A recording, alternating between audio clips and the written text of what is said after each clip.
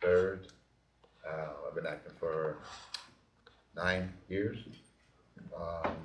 Next year will be my 10th year acting.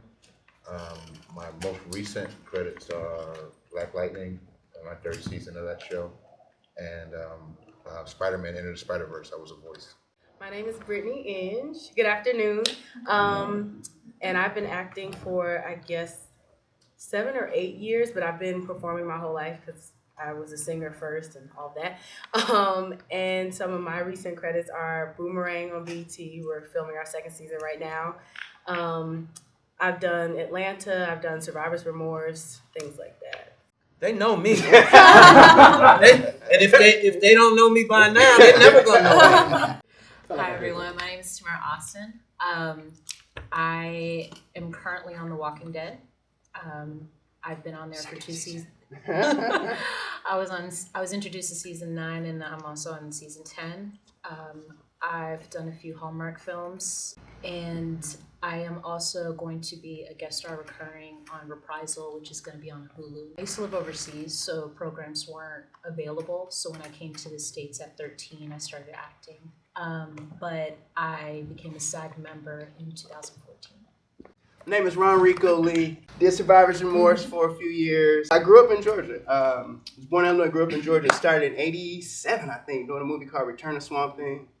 And then did a few movies around Georgia. Heat of the Night, I'll Fly Away. Local. Actually, this dude played my dad in an episode of Heat of the Night. And we was playing golf in California. And he looked at me, he said, "Man, was you in Heat of the Night?" I said, "Yeah." He said, "Man, I played your father." And I looked at him, but we didn't work together. We never had a scene together. He shot one day and then I shot a couple other days. Eventually made my way to LA in 97 and I booked Sister, which is what most people know me from. I'm doing a show now on BT Plus called First Wives Club. We wrapped that. We shot that last year. It came out earlier this year.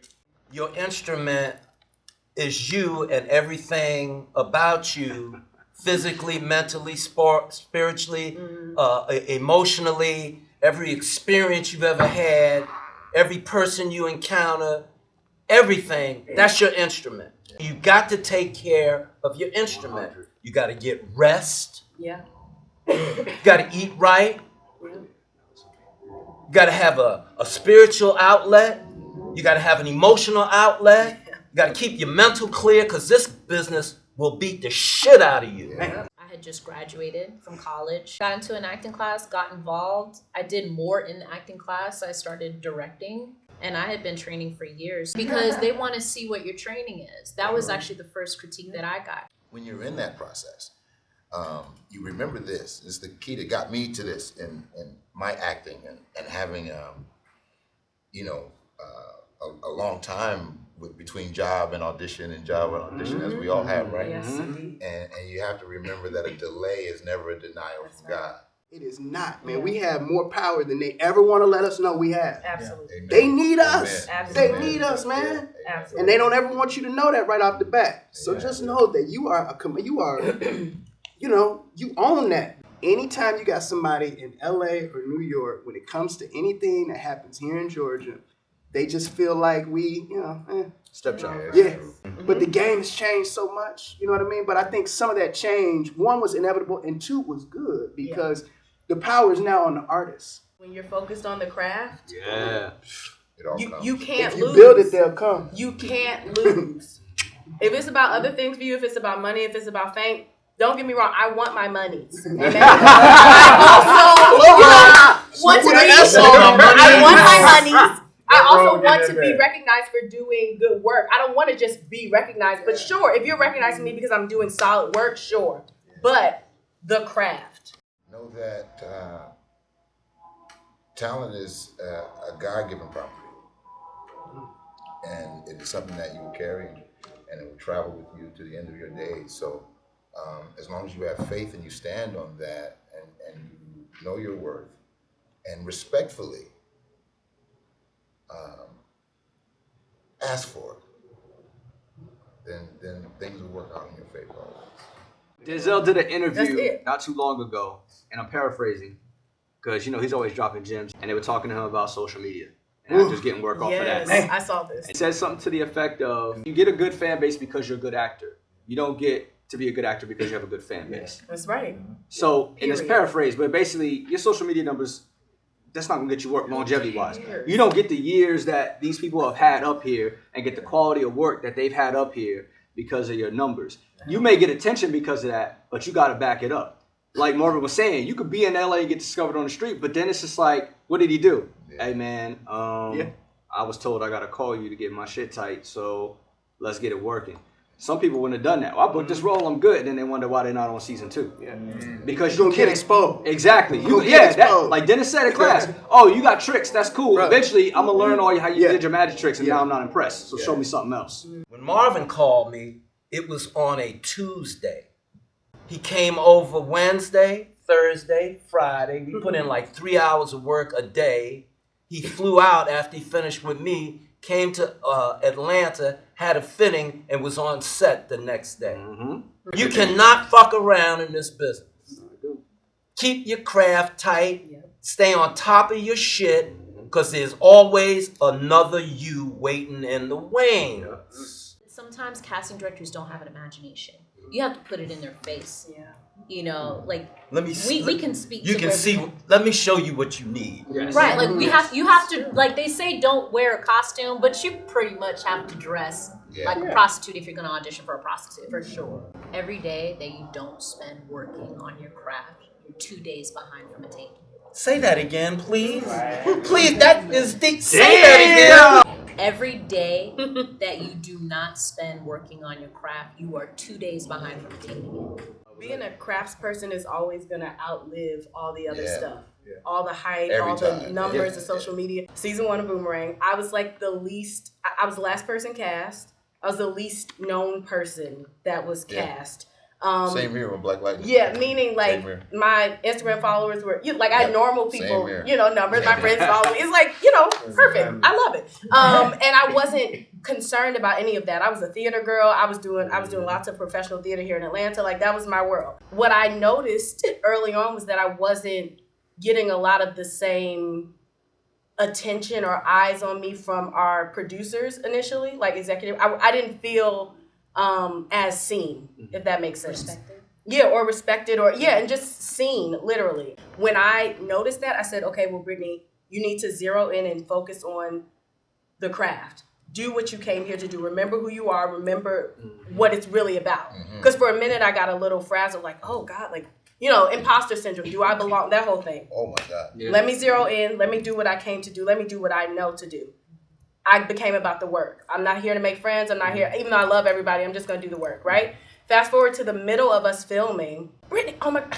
The dailies, oh my God, you are, all of a sudden, I watched your dailies last night. I was getting side texts from people, from assistants, from directors, like these dailies, like all sorts of like feedback. Fast forward to season 2, I have my own episode. An entire episode, which is like, which is just like, and you get to like, no, it's just to say like, it's a testament the gift makes room. If you stay focused on the work, they can't ignore that. Ultimately, no matter what, it can't be ignored. Absolutely do not push yourself if you feel uncomfortable with it. I think especially for the women, we could relate if there's a sex scene that you're uncomfortable with, but maybe this could be my big break. Don't compromise. The work is 99% preparation. Yes. That 1% is play. Yes. And that's when you're on screen or you're auditioning. That's it. Auditioning should be fun. Should. Try to remember to make it fun. It's an opportunity for me to show my shit. Because at that moment in time, that character is yours. Period. Nobody else got that. It's true. Whenever you walk into an audition with other people that may look exactly like you, or have the same name or same type, or you just feel a type of energy, always remember that you are unique and beautiful, and you are there for a reason. Amen. You were called for a reason. Yes, and that moment, that character is yours. So give them the best performance. That's the play. The preparation is your work. That's when you really have to let yourself go and have faith in your craft. They was gonna kill my character season 1. Wow. What? Oh yeah. Wow. And season 1. No, he just misunderstood. We had, and I say we because Dennis and I worked together. We had changed the whole narrative of what the network saw in the character and what he is to do. And here we are in season 3 going into season 4 with this guy. I don't know if you guys know who John Wooten is, a basketball coach. UCLA, coached Kareem Abdul-Jabbar. He kind of made a lot of players that are great. He made them great through his philosophy and his teachings. And one thing, 3 things that he showed me too. The point about Vicki Thomas and why I called Dennis is because I had been acting already. I had booked a couple of jobs. But you have to understand that the best only sees the best. Anytime you align yourself with somebody, you want to make sure that they speak to where you're trying to go with the craft. For me, it's more athletic because you have to understand that it is an instrument, but it's also a muscle, and it's something that you have to constantly train and build. Like Coach said, it's an instrument. It's not something that you're going to be able to turn on when that fucking thing is on. Yeah. No, that's bullshit. Yes. You have to be that Warm it up. all the time in all things. The way you do that is repetition. Like Sis said, if you miss a day, it's somebody that stayed up all night. Yeah. And you missed a day, and this person didn't sleep. And that's a testament not only to the work ethic. Yes. There's an ethic to this business that I think we're not talking about on top of the craft and on top of the business. Being on time. Yes. If you're early, you're on time. And if you're on That's time, right. you're late. And if you're late, you're fired. Yeah. That's right. Yeah. You want to tell them, Right. or you want me to tell I them? wanna I'll hear it. tell if we got time. Yeah, tell them. I booked Boston Public, and Boston Public shot in Manhattan Beach. Now, if you don't know LA, that would be the My equivalent God. of having to drive past Fayetteville, past Got it. TPS. So about 2 hours. Yeah. Right? I didn't even know studios existed down there, but they were killing these studios in Manhattan Beach. I lived in the valley. There was no iPhone to put you and get an GPS. estimate, no ways. Man, I tell you, I got on the 405, it was jam-packed. I got on Sepulveda, it was jam-packed. Anyway, I get there. I'm probably 15, 20 minutes late when I get to the gate. Post 9/11. This is October. And I'm telling you, every truck, every vehicle had to be searched. They going through it, they going under it. Wow. So I eventually get to the stage a good 30, 35 minutes late. I knew Shy McBride, who was the lead on that show, and I went to shake his hand. The first thing I noticed is that he squeezed the shit out of my hand. Oh my God. And I knew right then, everybody got a plan until they get punched in the mouth per Mike Tyson. Man, he pretty much punched me in the mouth with that handshake, and he said, "Man, I don't like getting up early. I don't like to have my crew get up early." And this dude proceeded to tear my ass, and he then had me turn around and apologize, not to the entire sound stage. We went in for a rehearsal, and by the grace of God and my great acting coach, didn't need not one mini side, man. Right. Wasn't gonna dare ask for no mini side. We flew through that rehearsal. Didn't nobody say shit. It was a Not at dude all. playing a bailiff. He looked at me, he said, "Dude, great fucking job." I said, at least I knew my shit. Okay. And no, he put me to the side. He said, "Listen, man, I hated to do that to you, but he said, you got the talent." He said, as an actor, you got 2 jobs. You're responsible for 2 things: being on time and knowing your lines. That's it, man. He said, if this was a Clint Eastwood set, you Gone. would have sent your ass home. He said, I did this to teach you a lesson. And that was Lesson was 2000. learned. That was And let me 2000, tell you, 2001. anybody that ask him, they'll tell you, no, RonReaco, he in his trailer. Yeah. Man, I done been known to Yeah, get the man. set, and the trailers ain't even set up. yeah. I don't mess around. Right. My class in LA, we got 2 people in there that got full camera gear. They are always shooting something. Somebody got a project, they're pulling people from class, they're making content. They're going to pull together decent actors or actors who are training. Not, you look like this person, so I'm just going to take you in front of the camera and you don't know what the fuck you're doing. The idea that this craft that we're all doing and blessed to do to the level that we're doing it is for people of color like us. It's not promised. One of the 4 agreements, get it, by Don Miguel Ruiz, if you can. And it's the last agreement, is to always do your best. Assume nothing, be impeccable with your word. Take nothing personal, make no assumptions, and always It's not bullshit up do your here. best. This is the real shit up here Man, on a lot of levels. been through it. Make your own content.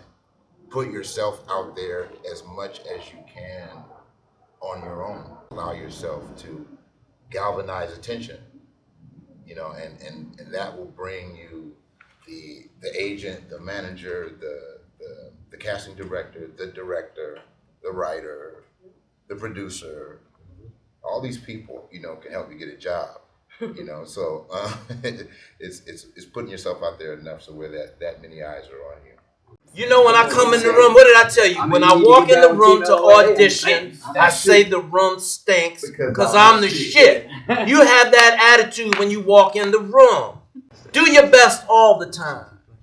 Live your best life all the time. Yes, sir. Be your best self all the time.